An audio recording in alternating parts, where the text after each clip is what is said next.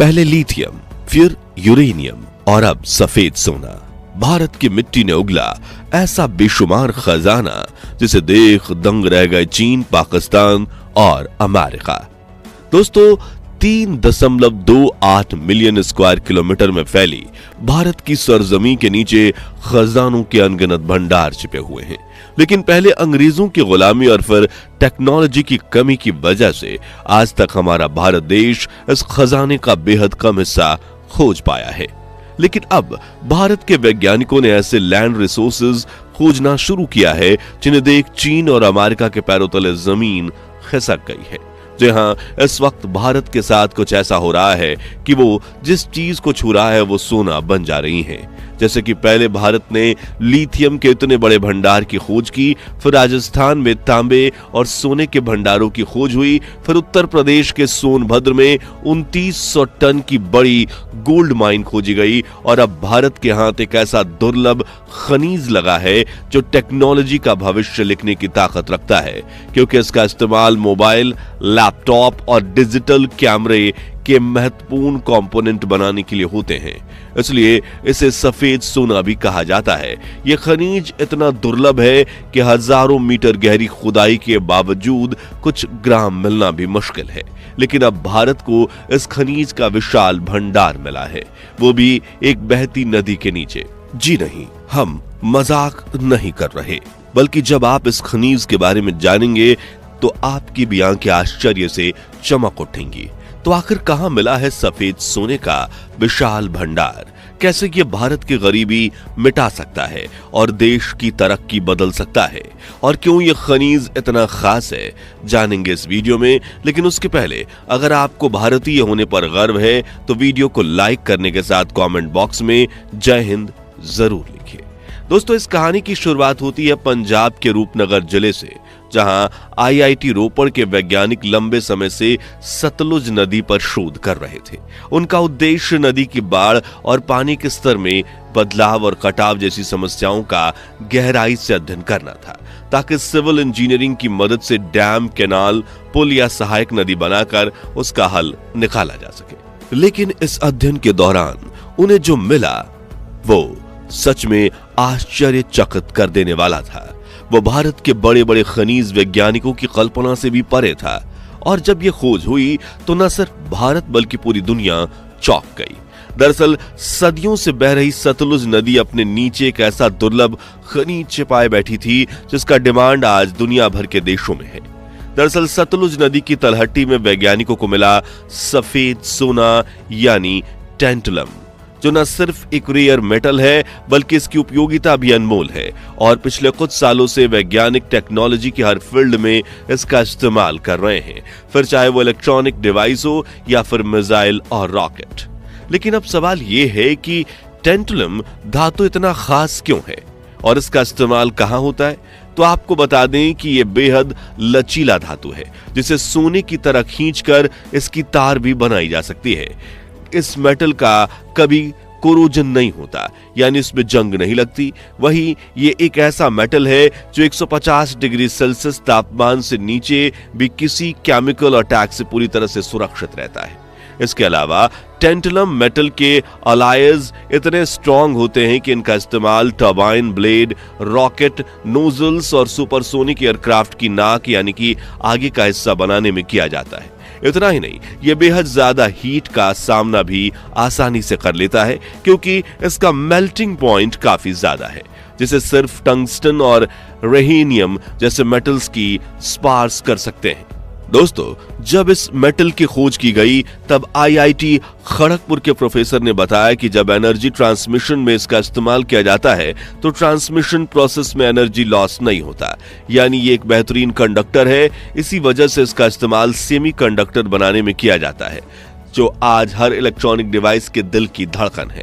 आसान शब्दों में कहें तो सेमीकंडक्टर के बिना कोई भी इलेक्ट्रॉनिक डिवाइस काम नहीं कर सकता, फिर चाहे वो मोबाइल हो, लैपटॉप हो या इलेक्ट्रॉनिक कार ही क्यों ना हो। और इस वक्त दुनिया के मार्केट में सेमीकंडक्टर की कमी चल रही है। इसी वजह से भारत में टेंटलम धातु खरीदने के लिए दुनिया भर की कंपनियां लाइन में लग गई हैं।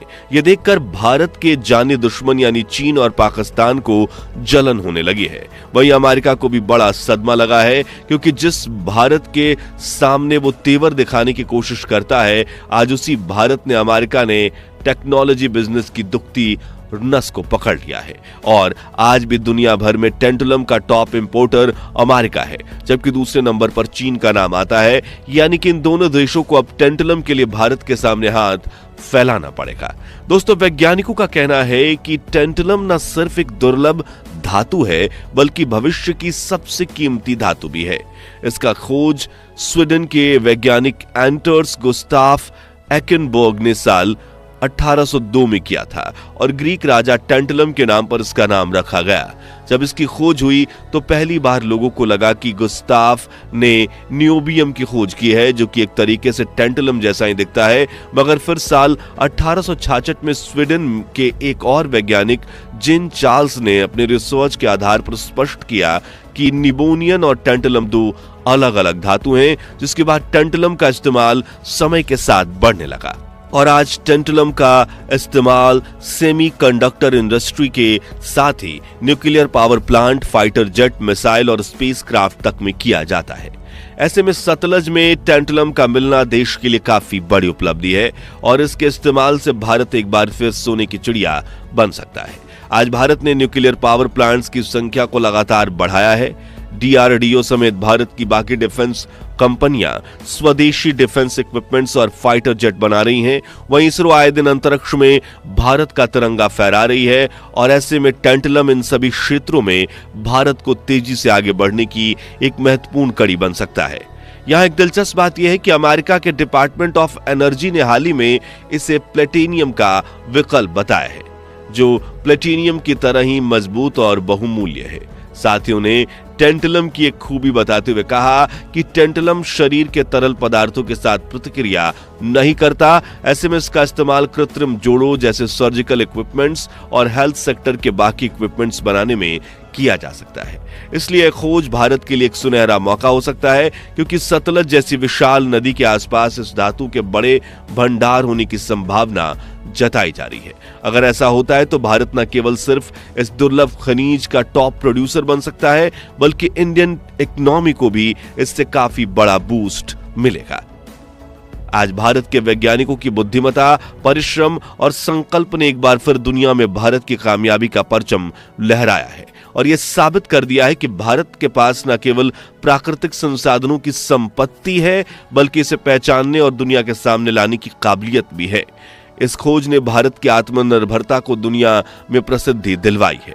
दोस्तों, अब टेंटलम का इस्तेमाल करके वैश्विक शक्ति बनने के लिए अगला कदम है टेंटलम को बहती नदी के नीचे से निकालने की प्लानिंग करने का, क्योंकि सतलज का बहाव काफी तेज है और ऐसे में उसकी दिशा बदले बिना उसके नीचे से टेंटलम खनिज निकालने के लिए उन्नत टेक्नोलॉजी, माइनिंग प्लांट की जरूरत होगी। हालांकि हमें यकीन है कि भारत के वैज्ञानिक इसका भी तोड़ निकाल ही लेंगे। टेंटलम की खोज पर आईआईटी रुड़की के सिविल इंजीनियरिंग डिपार्टमेंट के एक प्रोफेसर ने बताया कि टेंटलम एक दुर्लभ धातु है और भारत फिलहाल इसकी आयात पर ही निर्भर है। इसलिए इस बात का आकलन करना होगा कि सतलज की रेत से टेंटलम निकालने में कितना खर्च आता है। हालांकि इस धातु का मिलना भारत के लिए बड़ी उपलब्धि है, लेकिन यहाँ प्रोफेसर ने इस धातु को रेत से निकालने की बात क्यों कही, तो आपको बता दें कि टेंटलम प्राकृतिक तौर पर धातु के रूप में नहीं मिलती, बल्कि इसके कण रेत में पाए जाते हैं, जिन्हें उस रेत से निकालकर पिघलाकर छोटे छोटे ब्लॉक्स की फॉर्म में लाया जाता है।